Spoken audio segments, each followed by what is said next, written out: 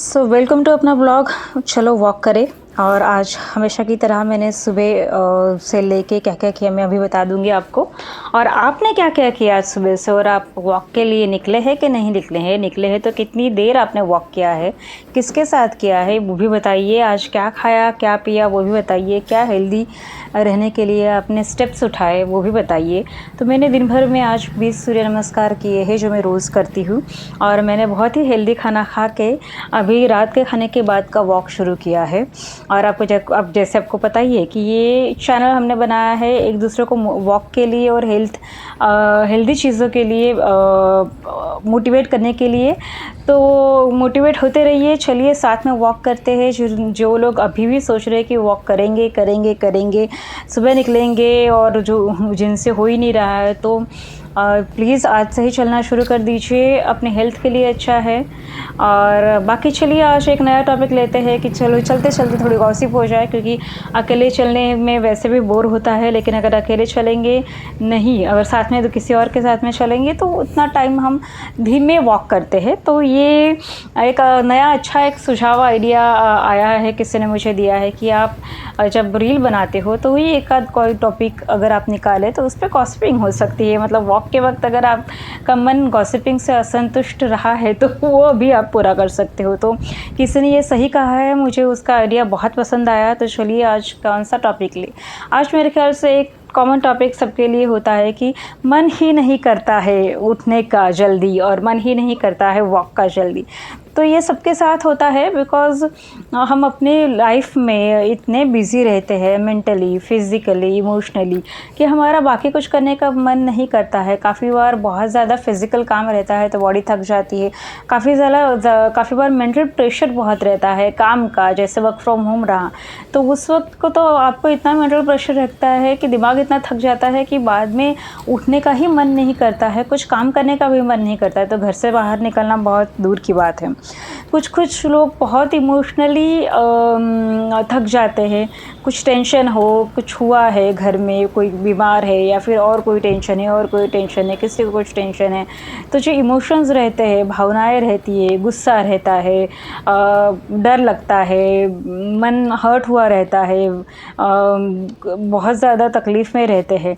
तो जो emotional hurt होता है ना, भावनाओं का जो हर्ट होता है, उससे भी काफ़ी बार बाहर निकलने का मन नहीं करता है, डिप्रेस फील होता है। ऐसा लगता है एक ही जगह बैठे रहे यार, उठे ही ना, बस खाना पीना हाथ में मिले, बाकी कुछ नहीं है। तो ऐसे सबको लगता है, मतलब ऑलमोस्ट 100% में से 90% लोग इसी सब चीज़ों से गुजरते हैं। काफ़ी लोगों के पास कुछ काम नहीं रहता है तो पूरा दिन भर बैठे बैठे क्या किया जाए, और बाकी का फ्यूचर के बारे में सोच सोच के भी वो इमोशनली और मेंटली डिप्रेस्ड रहते हैं। तो ऐसे वक्त पे भी वॉक के लिए कोई टाइम नहीं निकाल पाता है।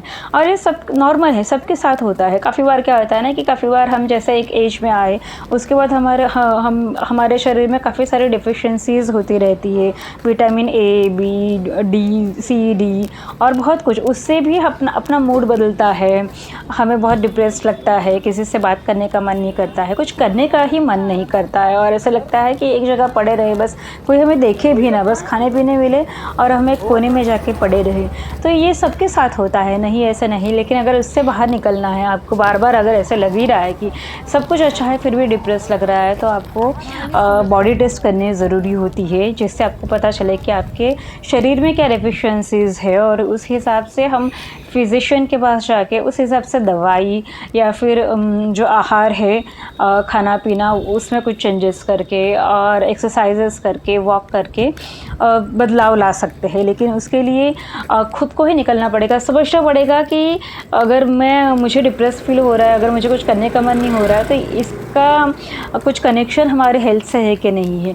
यह 90% हमारा हेल्थ से ही रिलेटेड होता है। लेकिन हमारे इंडिया में हम जब फिज़िकल हेल्थ को ज़्यादा इम्पॉर्टेंट देते नहीं है, तो मेंटल और इमोशनल हेल्थ तो बहुत दूर की बात है। तो फिज़िकल हेल्थ भी अगर अच्छी रखनी है आपको, तो वो सारा कनेक्टेड रहता है इमोशनल और मेंटल हेल्थ से। अगर आपकी इमोशनल और मेंटल हेल्थ ठीक है तो आप खुद को फ्रेश फील करोगे और आप में उत्साह बना रहेगा। आप बहुत सारे काम करोगे, आप सोशलाइज़ होंगे, सबसे बात करोगे वगैरह वगैरह। अगर ये नहीं है तो फिर दिक्कत होती है, फिर आपका घर से बाहर निकलने का मन नहीं करता है, किसी से बात करने का मन नहीं करता है, कुछ खाने का मन नहीं करता है।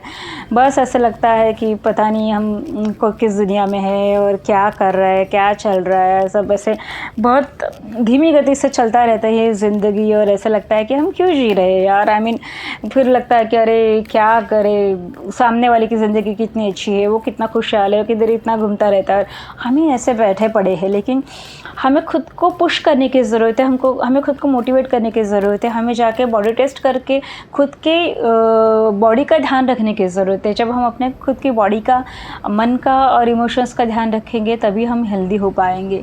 तो इसके लिए कहीं ना कहीं मोटिवेशन की ज़रूरत है, जो इस चैनल में हम प्रयास कर रहे हैं कि मोटिवेट करें आपको कि देखिए मोटा पतला और ये अमीर गरीब और ये वो उससे कुछ सुखी का जो डेफिनेशन है सुख का, उससे नहीं होता है। आप अंदर से कितना हेल्दी है, अगर आप अच्छे से हेल्दी हो तो ये सारी चीज़ें बहुत कम मायने रखती है कि अरे ये नहीं है मेरे पास और वो नहीं है। और अगर आप हेल्दी नहीं है, आप डिप्रेस्ड हो, तो फिर आपको और ज़्यादा लगने लगता है कि अरे हमारे पास ये नहीं है, हमारे पास वो नहीं है, इसलिए मैं डिप्रेस्ड हूँ। ऐसा नहीं है। मैं हमेशा लोगों को कहती हूँ कि 2 वक्त की रोटी, सर पे छत और कुछ पैसे, ये छोड़ेंगे तो बाकी सारी लाइफ अपनी लग्जरी है, जो है ना, जो बाकी सारी जो इच्छा है वो लग्जरी है।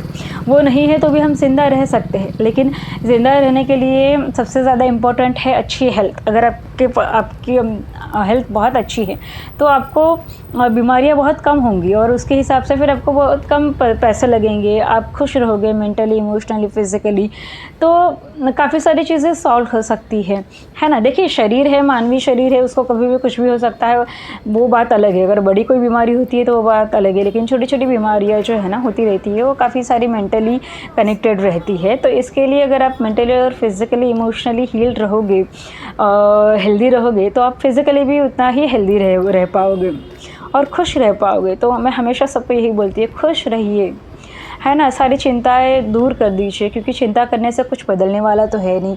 चिंता करने से अगर मुसीबतें आसान हो सकती है तो हर कोई चिंता करके खुश होता, लेकिन चिंता करने से सिर्फ दुख ही मिलता है, खुशी कभी मिलती नहीं है। तो ध्यान दीजिए अपने फिज़िकल, इमोशनल और मेंटल हेल्थ पे और खुश रहिए।